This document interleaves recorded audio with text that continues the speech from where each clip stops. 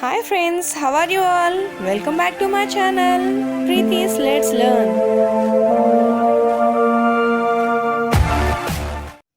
ఈరోజుటి మన topic punctuation marks. ఈరోజు మనం ఇంగ్లీష్ రైటింగ్లో పంక్చుయేషన్ మార్క్స్ ఎలా ఉపయోగించాలో ఈ వీడియోలో తెలుసుకుందాం. What is punctuation? Punctuation marks are the symbols and signs used in printing or writing English language. మనకు ఇంగ్లీష్ లాంగ్వేజ్లో రైటింగ్లో కానీ లేదా ప్రింటింగ్లో యూస్ చేసే సింబల్స్ని లేదా సైన్స్ని పంక్చుయేషన్ మార్క్స్ అని అంటారు. Why do we use punctuation? Punctuation marks are used to create sense, clarity and stress in sentences.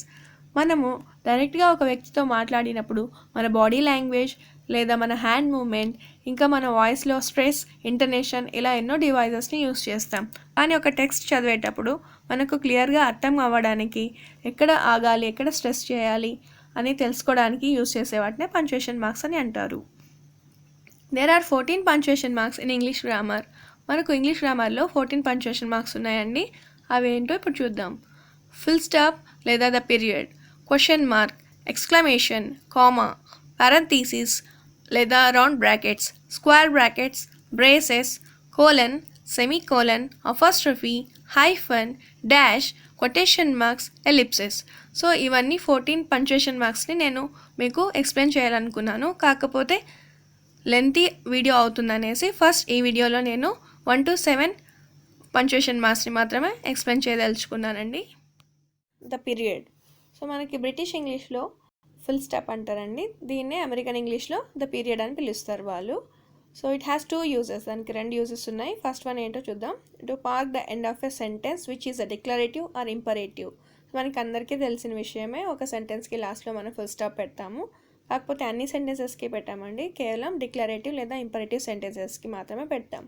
Declarative and imperative అంటే ఏంటి? I like chocolates. ఎగ్జాంపుల్ చూడండి.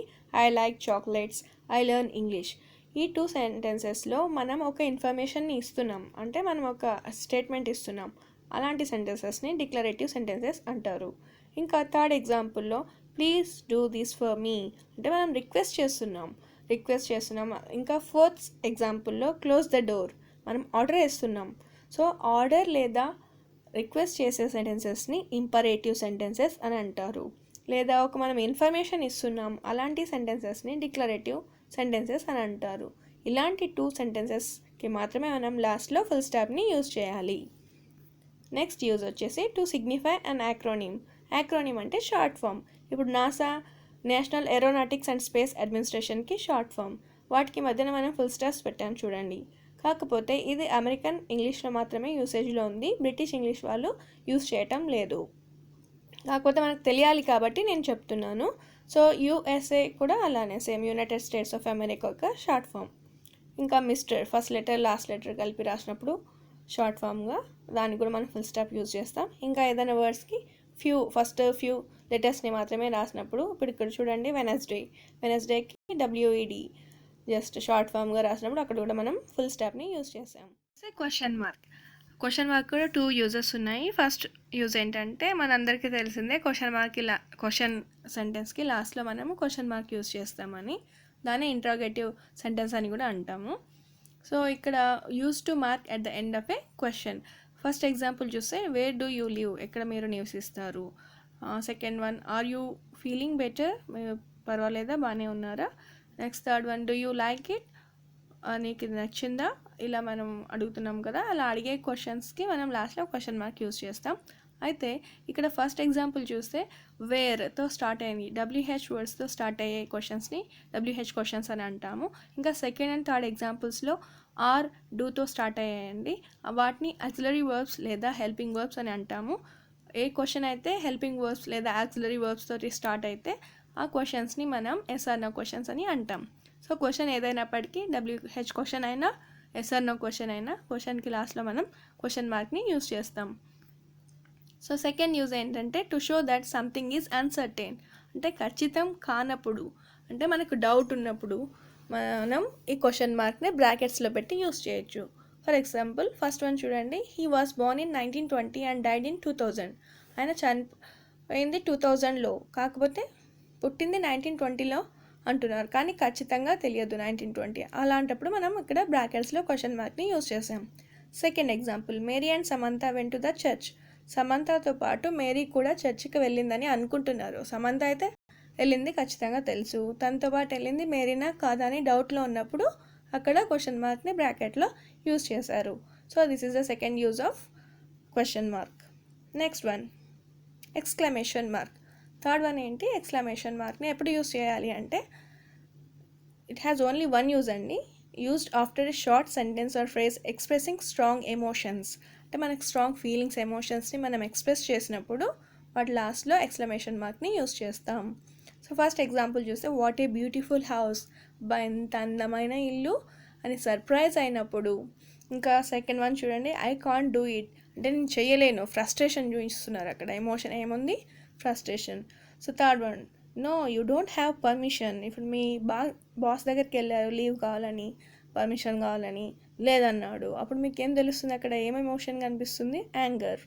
And next fourth one, I don't know what happen here, ఇక్కడ ఏం జరుగుతుందో నాకు తెలియట్లేదు, అంటే కన్ఫ్యూజన్లో ఉన్నారని.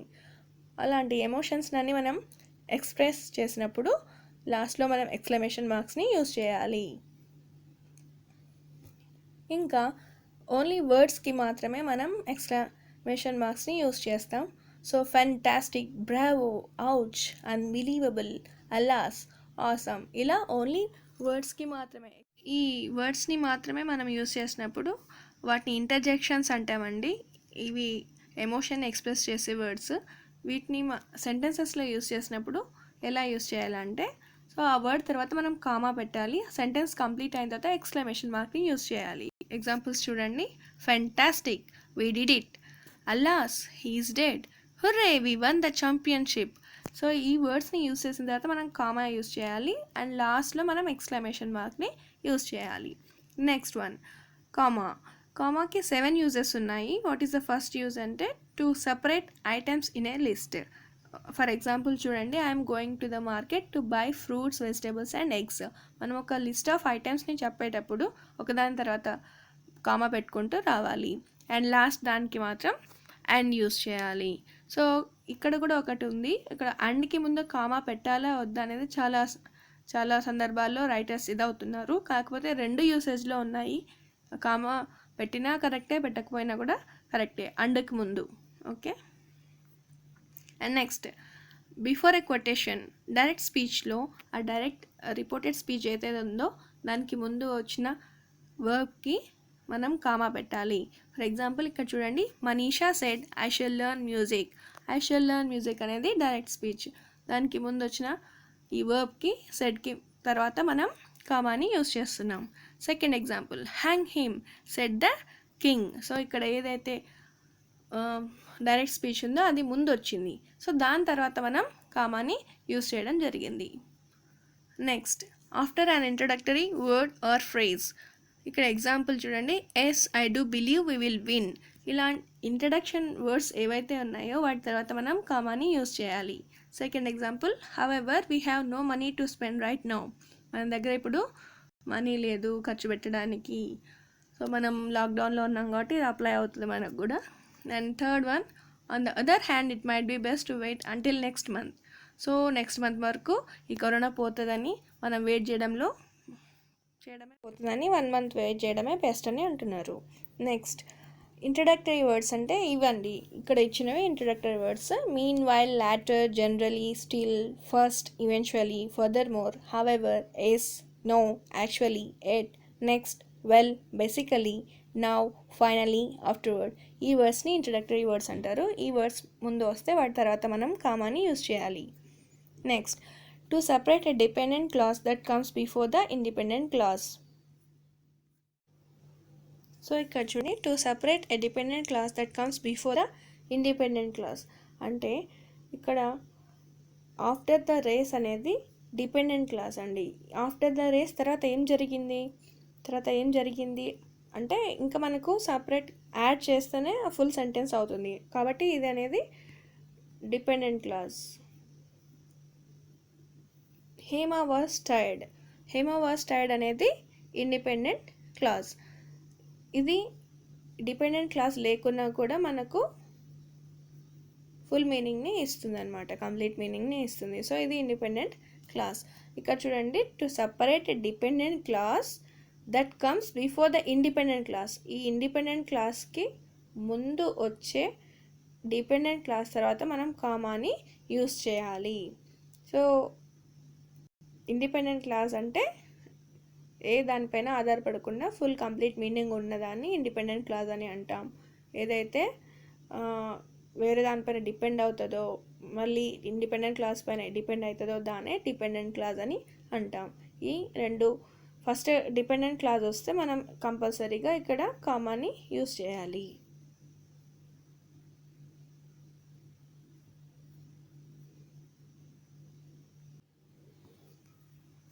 సో నెక్స్ట్ చూడండి, next use of comma, to leave a non essential element within a sentence. ఒక సెంటెన్స్లో ఎక్స్ట్రా ఇన్ఫర్మేషన్, ఇప్పుడు ఇక్కడ చూడండి example, Bindu went to the market which took half an hour before preparing breakfast.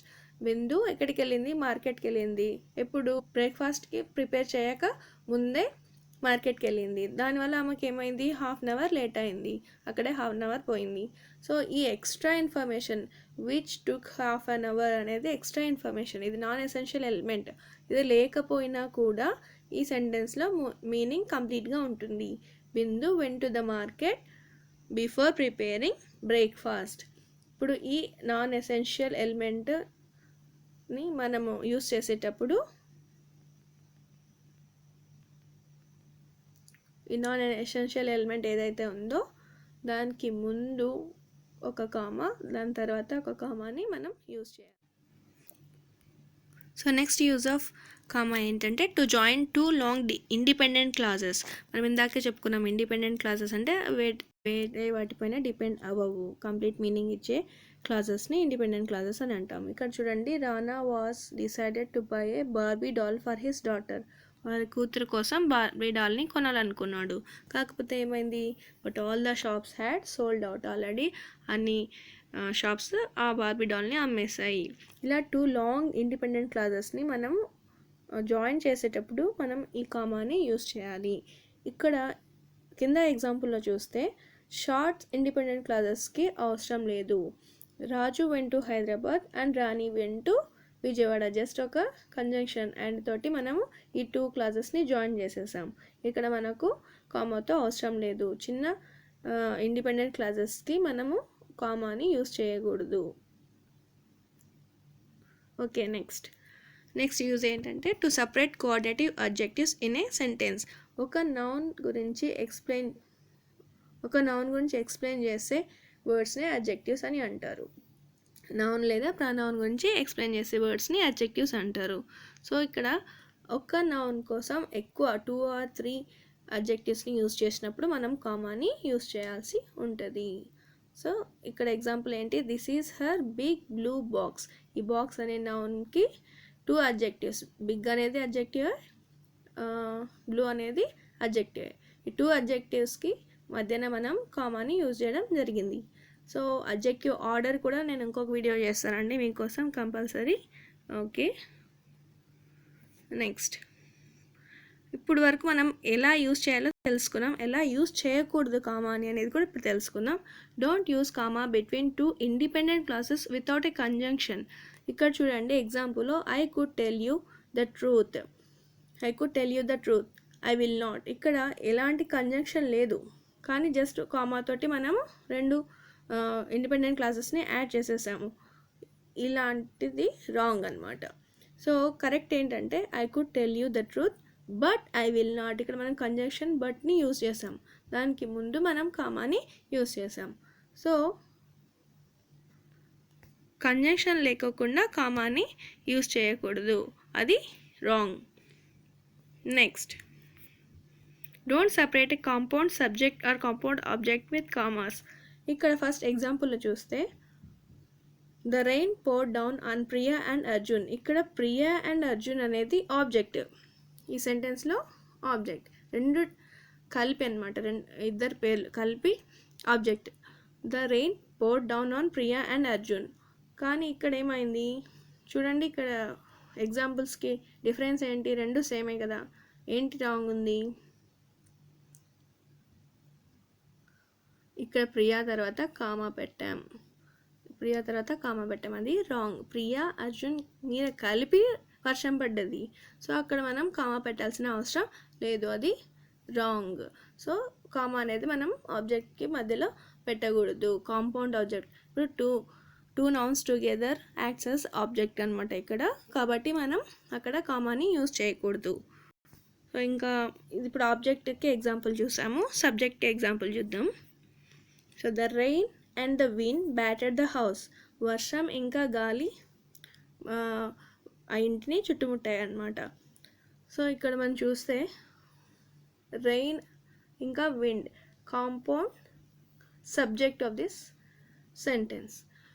రెండు కలిపి ఒకటే, రెండు కలిపి ఆ ఇంటి మీద దాడి చేయడం జరిగింది, కాబట్టి ఇక్కడ మనం కామాని యూజ్ చేయకూడదు. ఇక్కడ మనం ఏదైతే కామా యూజ్ చేసామో అది రాంగ్. ఇక్కడ ఇది ఇన్కరెక్ట్ సెంటెన్స్.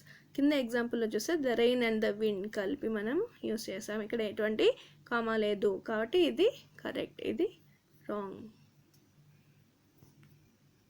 నెక్స్ట్ పారెంథీసిస్ లేదా రౌండ్ బ్రాకెట్స్ అంటామండి. పారెంథీసిస్ అనేది కూడా అమెరికన్ యూసేజ్, మనం మామూలుగా ఇండియాలో అయితే రౌండ్ బ్రాకెట్స్ అంటాం, బ్రిటిష్ ఇంగ్లీష్లో. నెక్స్ట్ దీనికి ఒక మేజర్ యూస్ ఇంకా ఒక మైనర్ యూస్ ఉంది. So to add information to a sentence that will give greater detail. ఇప్పుడు ఒక సబ్జెక్ట్ గురించి ఒక ఏమిటి గురించి అయినా మనం ఎక్స్ట్రా ఇన్ఫర్మేషన్ని చెప్పాలనుకున్నప్పుడు దాన్ని బ్రాకెట్లో మనం యూజ్ చేయొచ్చు, బ్రాకెట్లో యూజ్ చేసి చెప్పొచ్చు. Soumya my classmate help me with my homework. ఈ బ్రాకెట్స్కి బదులు మనం కామాని కూడా యూజ్ చేయొచ్చండి. Soumya my classmate help me with my homework. ఆ బ్రాకెట్స్ తీసేసిన ఎటువంటి నష్టం లేదు, కాకపోతే కామాని యూజ్ చేయాలి.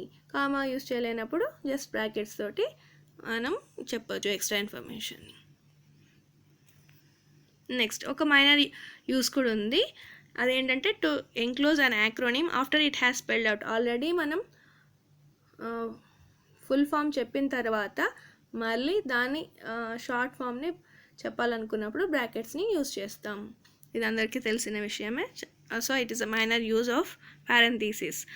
ఇంకొకటి ఇక్కడ ఏంటంటే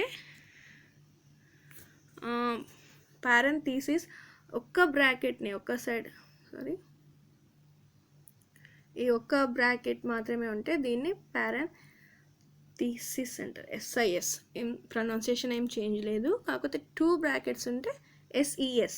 ఓకే, ఒక సైడే ఉంటే దాన్ని SIS అని అంటాం, పారెంథీసిస్. అండ్ 2 బ్రాకెట్స్ని కలిపి పారెంథీసిస్, ఇది plural form of parenthesis. Okay, next square brackets. ఇక్కడ ఇది స్క్వేర్ బ్రాకెట్స్ ఇలా యూస్ చేస్తాం. సో స్క్వేర్ బ్రాకెట్స్ని ఎందుకు యూస్ చేస్తామంటే 2 యూజెస్ ఉన్నాయి.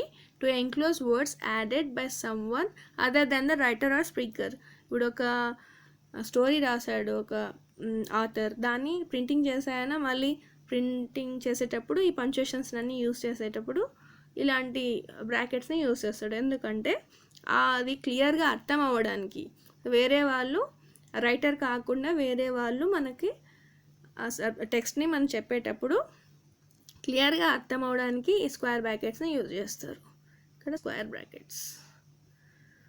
So he in the example చూడండి, he the bridegroom can't marry her. He can't marry her. He అంటే ఎవరు ఇక్కడ మనకు క్లియర్గా అర్థం అవ్వాలి అంటే, so they gave about that person. ఎవరు అతను? ద బ్రైడ్ గ్రూమ్ అంటే పెళ్ళి కొడుకు, మనకు తెలుసు. హీ కాంట్ మ్యారీ హర్ అంటే పెళ్ళి ఆగిపోతుందనో మరేంటో. నెక్స్ట్ సో ఇంకొక యూజ్ ఏంటంటే యూజ్డ్ ఇన్ మ్యాథమెటిక్స్ అండి. సో ఈ స్క్వేర్ బ్రాకెట్స్ని మనం మ్యాథమెటిక్స్లో కూడా యూజ్ చేస్తాం.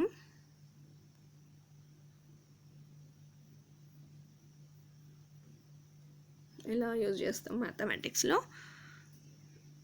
Next last one braces. బ్రేసెస్ని కర్లీ బ్రాకెట్స్ అని అంటామండి. ఇలా ఉంటాయి ఇవి.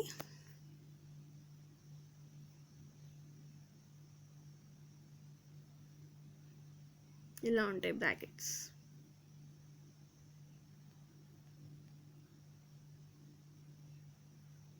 ఇలా బ్రాకెట్స్, వీటిని బ్రేసెస్ లేదా కర్లీ బ్రాకెట్స్ అని అంటాం. వీటికి 3 యూజెస్ ఉన్నాయండి. ఒకటి వచ్చేసి పోయట్రీ లేదా మ్యూజిక్లో యూజ్ చేస్తాం. Next list of equal choices. ఇప్పుడు ఇక్కడ చూడండి, చూజ్ ఎ కలర్ అంటే కలర్స్ 2-3 ఆప్షన్స్ ఇచ్చి ఏదో ఒకటి చూస్ చేసుకోమన్నప్పుడు మనం ఇలా వాటిని ఫ్లవర్ బ్రాకెట్స్లో పెట్టి రాయొచ్చు. చూస్ ఏ కలర్ అంటే ఈ 2 కలర్స్లో ఏదో ఒకటి చూస్ చేసుకోవాలి to paint the wall. Next third use వచ్చేసి ఇన్ అ నంబర్ సెట్. ఒక నంబర్ సెట్లో కూడా మనం సెట్స్ యూజ్ చేస్తాం ఈ ఫ్లవర్ బ్రాకెట్స్ని. Okay, like this. సో ఇవన్నీ కాక ఇంకా ఒక బ్రాకెట్స్ కూడా ఉన్నాయండి. ఇవి వచ్చేసి యాంగులర్ బ్రాకెట్స్. ఇలా ఉంటాయి. వీటిని యాంగులర్ బ్రాకెట్స్ లేదా యాంగిల్డ్ బ్రాకెట్స్ అనే అంటాము. ఇప్పుడు just only emails and web అడ్రసెస్లో మాత్రమే వీటిని యూజ్ చేస్తున్నారు. ఇంకా కంప్యూటర్ ప్రోగ్రామింగ్ వాటిలో కూడా యూజ్ చేస్తారండి వీటిని.